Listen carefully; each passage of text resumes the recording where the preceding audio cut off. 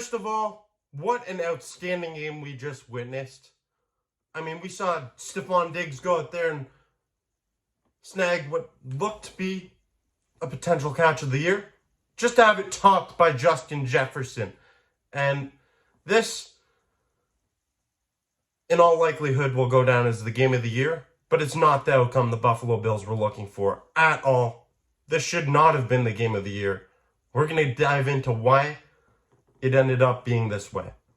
I'm Jake Varcoe. This is the Bills Bunker. Strap your seatbelts because it's going to be a bumpy ride here. There's so much to dive into. Let's get right into it. I think we have to hold Josh Allen accountable for some of the mistakes made in this game. 100%, you know what? We've excused him in the past, and he is a great quarterback, great, fantastic athlete, world-class athlete, but we need to hold him accountable.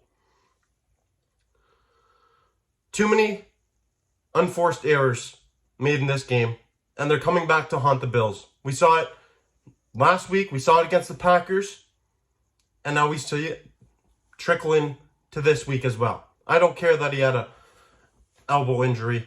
He looked fine out there.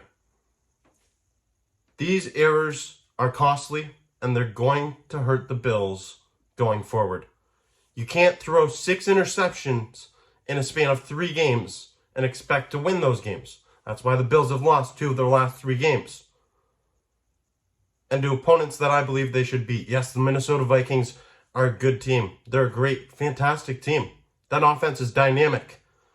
The defense is great too. But the Buffalo Bills, they had their opportunities to steal the deal in this game. They were up big at halftime. And they allowed 20 unanswered points. 20 unanswered points in that second half. Other errors from Josh Allen in this game.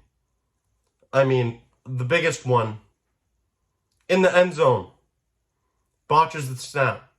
The tides really started to shift in this game when Josh Allen threw that first interception to Patrick Peterson, who, by the way, made both interceptions this game for the Vikings.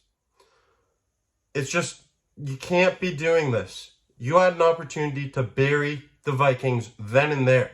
A touchdown there, it's smooth sailing the rest of the way for the Bills. Patrick Peterson takes it back and gets a good chunky yardage, gets good field position for the offense to go out there and score a touchdown. The Buffalo Bills were unable to stop the momentum that was really given away.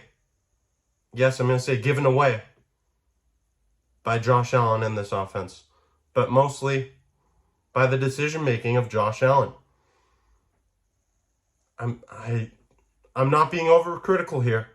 I'm being honest. Josh Allen made bad decisions in this game, and they came back to bite the Bills. And no, it wasn't all Josh Allen in this game. It's not all his fault that the Bills lost, but I put a big chunk of the blame on his shoulders. I will. And I don't care what anyone says in the comment section. You can blast me all you want. Josh Allen is better than that. And he made some bad decisions this game, so I'm holding him accountable for them. But you know what? Other things that went wrong, costly penalties. Absolutely. It downright stupid pass interference penalty to take in overtime.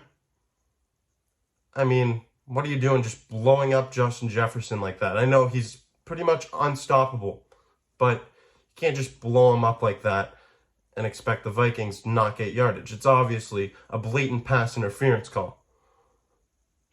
I mean, so much went wrong for the Bills in that second half.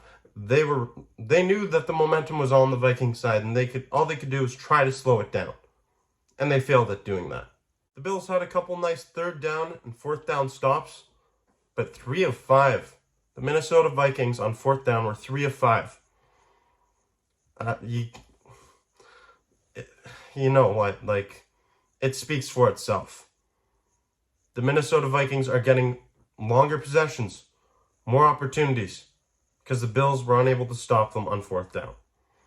You need to do a better job at stopping them on 4th down. You really do have to give credit to the Minnesota Vikings, though. They've got one hell of a team. Dalvin Cook, fantastic running back. Kirk Cousins has looked he's looked good. He's looked great. Honestly, he's looked great this season. And you know what? Justin Jefferson, yeah, he is that guy. Justin Jefferson may very well be the best receiver in the National Football League. And you know what? The Buffalo Bills, they gave that offense plenty of opportunities to have more possessions, score more points, and to win this game. That's why they emerged victorious. This was more the downfall of the Buffalo Bills than the uprise of the Minnesota Vikings. I'm not taking away anything from the Minnesota Vikings because they played a great game as well. But the Buffalo Bills' decision-making in some of these spots, it just has me scratching my head, and I don't understand some of the things that I just witnessed. Like, wow. That's a tough game. That's a tough pill to swallow for the Buffalo Bills. They'll be back at it next week at Highmark Stadium against the Cleveland Browns. I'll be there. I'll be in attendance. It should not be a game similar to what we just witnessed, but stay tuned for a reaction video to that one. As always, I'm Jake Varcoe. This is the Bills Bunker. Thank you for watching.